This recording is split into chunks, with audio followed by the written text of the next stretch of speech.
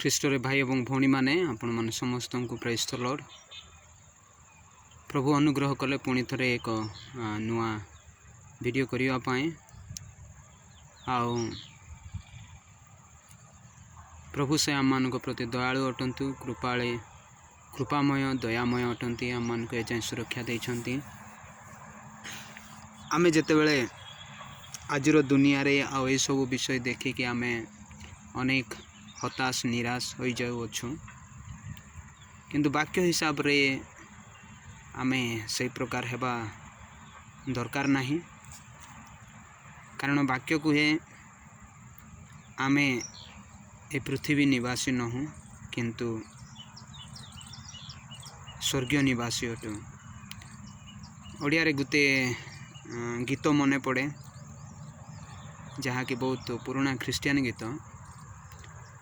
ତାହା ପ୍ରକାର କୁହେ, ଆମେ ରେ ସ୍ୱର୍ଗବାସୀ, ଜଗତେ ଆମେ ବିଦେଶୀ। ଅନେକ ସମୟରେ ଆମେ ଜଗତ ହିଁ ଆମମାନଙ୍କର ସବୁକିଛି। ଏଇ ଜଗତରେ ଆମେ ରହିବୁ, ଜଗତରେ ଖାଇବୁ, ଜଗତରେ ଆମେ ଏଷ୍ଟାବ୍ଲିଶ୍ ହେବୁ, ଏ ପ୍ରକାର ଭାବିଥାଉ ବନ୍ଧୁ। କିନ୍ତୁ ଆମକୁ ଦିନେ ଏ ଜଗତକୁ ଛାଡ଼ିବାକୁ ପଡ଼ିବ। ଆମ ଆୟୁଷ ହେଇପାରେ 60-70 ବର୍ଷ, 100 ବର୍ଷ ମଧ୍ୟ, କିନ୍ତୁ ଦିନେ ଆମକୁ ଯିବାକୁ ପଡ଼ିବ ତାହାଙ୍କ ପାଖକୁ ଯେ ଆମକୁ ବନାଇଛନ୍ତି। ତ ଆସୁ ଆଜିର ଏଇ ଦୁନିଆକୁ ଦେଖି, ଆଜିର ଏଇ ସବୁ ପରିସ୍ଥିତିକୁ ଦେଖି, ଆମମାନଙ୍କର ଦୁଃଖ କଷ୍ଟ, ଅନ୍ୟ ଲୋକଙ୍କର ନିନ୍ଦା ତାଡ଼ନାକୁ ଦେଖି ଆମେ କେବେ ମଧ୍ୟ ଭାଙ୍ଗି ନ ପଡ଼ୁ।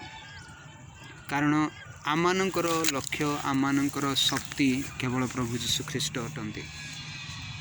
ଆଉ ତାହାଙ୍କୁ ଆମେ ଦେଖିବା ଦରକାର, ତାହାଙ୍କୁ ଲକ୍ଷ୍ୟ କରି ଆମେ ଚାଲିବା ଦରକାର। ଯେତେ କଷ୍ଟ ନିନ୍ଦା ତାଡ଼ନା ଆସିଲେ ମଧ୍ୟ ସେ ଆମମାନଙ୍କୁ ସମ୍ଭାଳିବେ।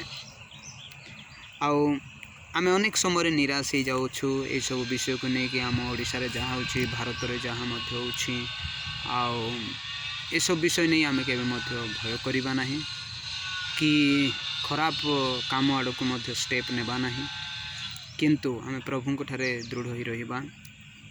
ଜହନ 12:26 ପ୍ରଭୁ ଯୀଶୁ ସେ କହନ୍ତି କି, ମୁଁ ଚାହେଁ କି ମୋର ସେବକ ମୋ ପଛରେ ଯେ ଅନୁଗାମୀ କରେ, ଆଉ ମୋ ପଛରେ ସେ ମଧ୍ୟ, ମୋ ଘରେ ସେ ମଧ୍ୟ ରହୁ, ଆଉ ସେ ଯାହା ପୃଥିବୀରେ କରିଥିବ ସେଥିପାଇଁ ମୋର ପିତା ତାକୁ ସମ୍ମାନ ଦେବେ। ଜହନ 12:26 ଏ ପ୍ରକାର ଲେଖାଯାଏ, ଆପଣମାନେ ପଢ଼ିପାରିବେ।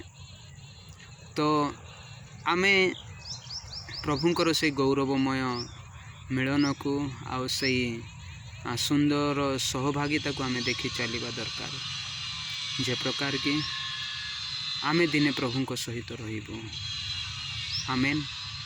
ଆସୁ ଆମେ ଯାହାକି ସମସ୍ୟା ଦୁଃଖ କଷ୍ଟ ହେଲେ ମଧ୍ୟ ପ୍ରଭୁଙ୍କୁ ଆମେ ଦେଇକି ଆମେ ଆଗକୁ ବଢ଼ିବା। ପ୍ରଭୁ ଆମ ସମସ୍ତଙ୍କୁ ଆଶୀର୍ବାଦ କରନ୍ତୁ। ଆମେନ୍। ଗଡ୍ ବ୍ଲେସ୍ ୟୁ ଅଲ୍।